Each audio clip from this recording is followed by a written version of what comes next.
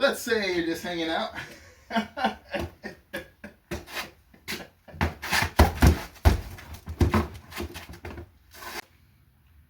Welcome to Martial Arts Self-Defense. I am Instructor Carlo.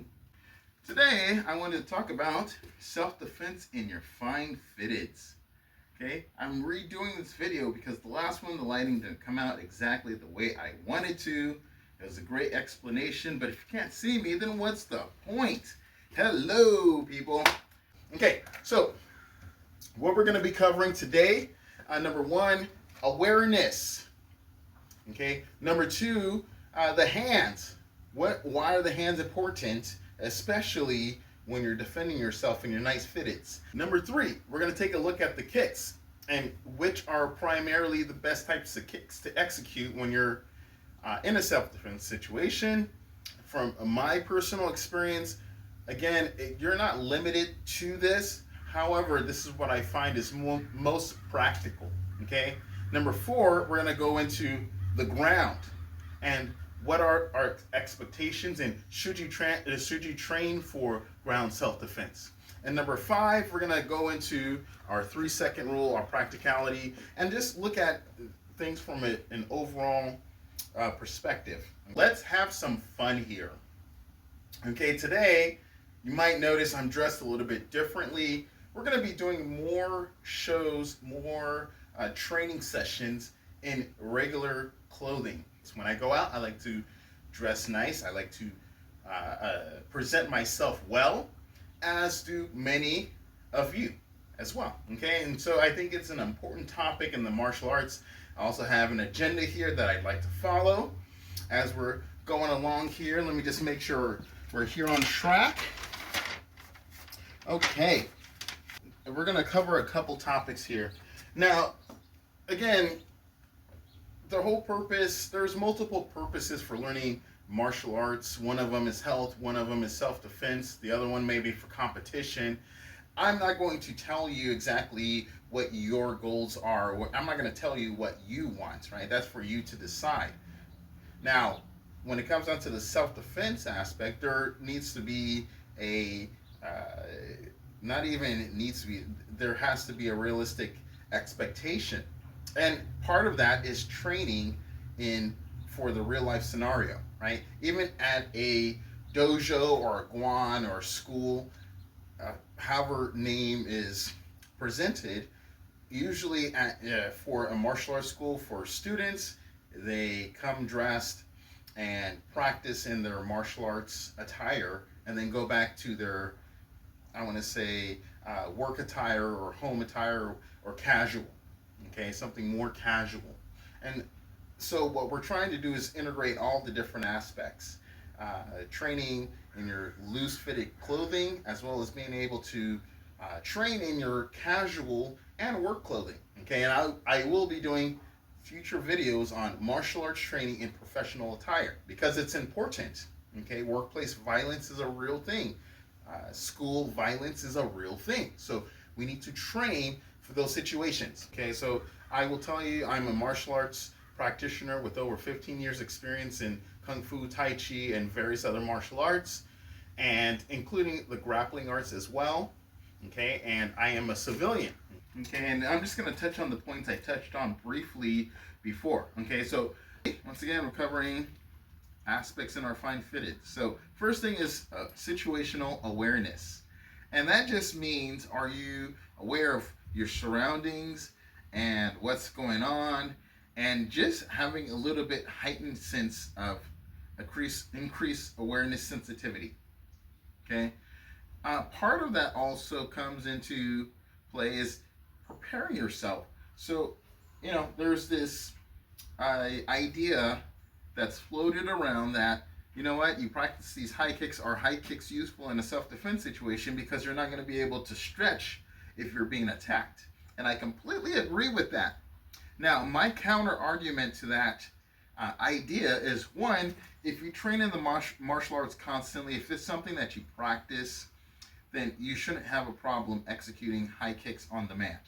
The second solution to that dilemma is to stretch beforehand, right? Take about a minute, 2 minutes, right? 5 minutes. It's okay to stretch and make sure that you're prepared. Not only is it going to get you physically prepared in terms of making sure that your muscles are warmed up and that just your body is fine-tuned to operate in this environment, but also it gives you a decreased sense of stress, increases your ability to speak to people, your confidence, and it just all around it provides you with a better sense of assurance.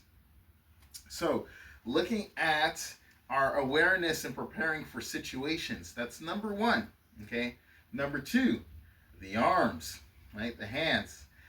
There's a saying that my Sufu, Dr. Israel Mack, my Eagle Claw instructor, and Adam Su, well-known Kung Fu instructor in the Kung Fu Chinese martial arts community, the saying is that the hands are the doorways to your kicks.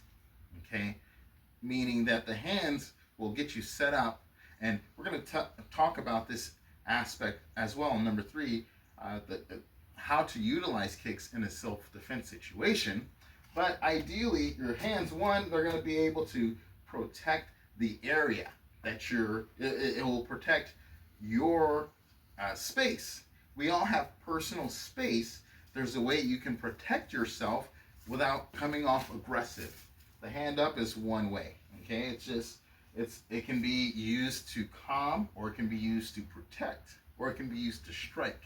Okay, there's lots of different ways you can utilize the hand. Here, like if someone's coming into your space, so I'm not trying to start anything, please, if you can just give me my space, say okay. Okay, this is a protector, okay, because then you can also use it to protect yourself. If someone's striking here, right here, you can utilize that. You have one hand up, doesn't matter what hand it is, one hand up, one hand down, one to protect your face, one hand to protect your flank.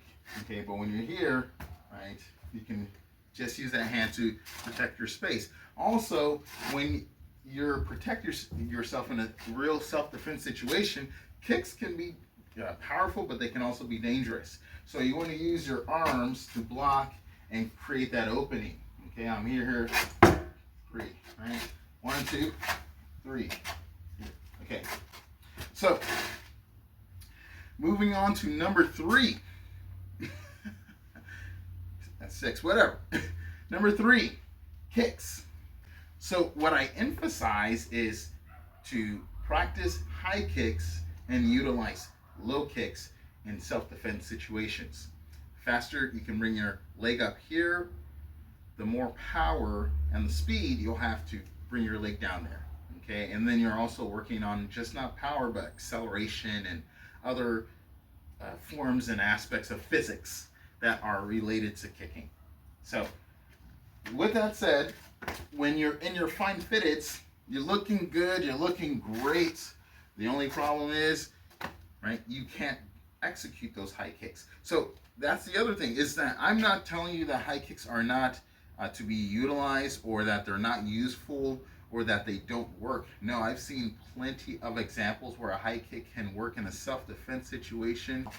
With that, the question is today, if you don't have that option, what's the next option? Okay, what's the next feasible solution? Okay, and the concept today is, again, you're in clothes that may be restrictive. Doesn't matter who you are. It's more adapting to the situation. So if I'm here, right, if I try to throw a high kick in these pants, and I got my wallet in my jeans, right, I'm only gonna go here, right, here, right, or I come here, right. If I try to do an outside kick, I'm limited. Okay, when you can kick up here, right, all the way up here, when you can kick up here, and you're only allowed to, or restricted to kick there, it's going to affect you. Okay, so, you know, so from a more effective position is here. Okay, 1, 2, 3. Okay, Baji is a good style, and we'll talk about that. If you know some opening or understand some of the form, part of the opening form is kicking and striking and blocking. Right? So if I'm here, here. Again, here, doesn't matter back foot or front foot. My front foot is forward, my standard standing forward leg. I'm here, I can block, strike. Again, 1, 2, 3. Okay, if I can kick higher, that's fine. But there's lots of striking points you can utilize. Realistically, again, we're going for as much of a realistic training scenario as possible. And I will tell you from experience, it's much harder to break someone's knee. This isn't the movies, okay? We're trying to protect ourselves.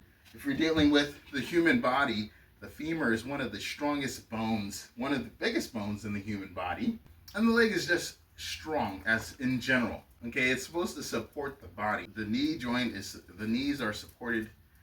They're not just weak. What are some effective points you can attack? There's the ankles. Okay, you can attack the shins, especially if you have your nice fitted shoes on. Okay. Next, the ground game. Okay, and ground self-defense.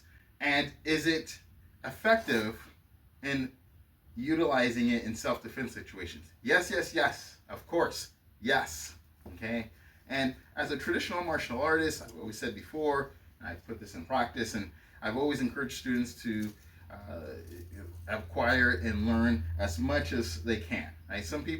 Everyone's different, but as a traditional martial artist, I highly encourage all students to pick up some form of grappling and ground self-defense. Okay, and I've had my experience as well. Okay, training in wrestling and Brazilian Jiu-Jitsu, and having friends as well who have trained, and really I enjoyed stand-up.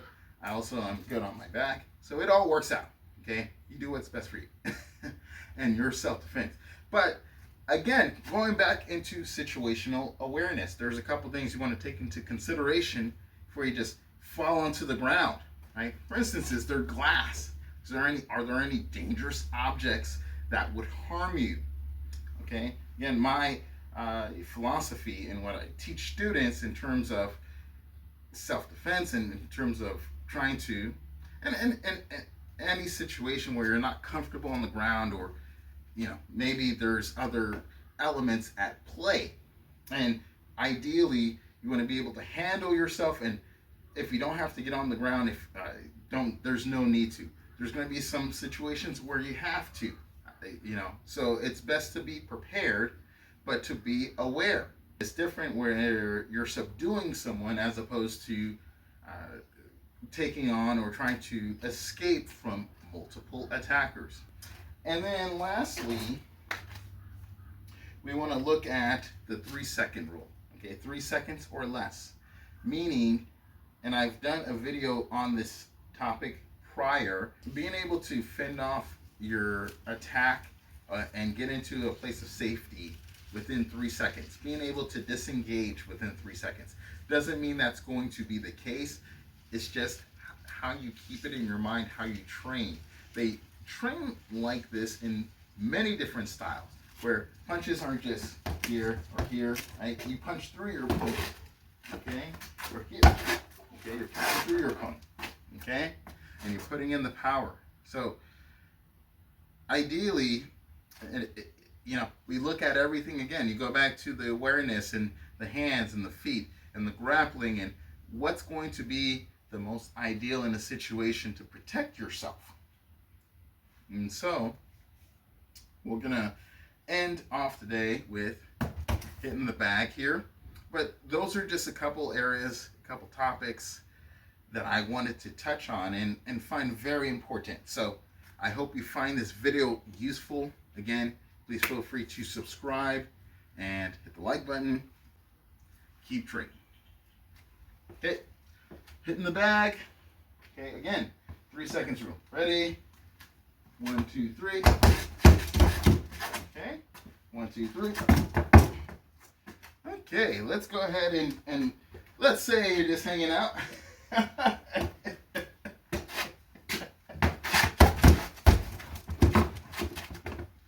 Okay, so you got to be quick. Again, 1, 2, 3, 3 seconds. 1, 1, 2, 3. Okay. Again.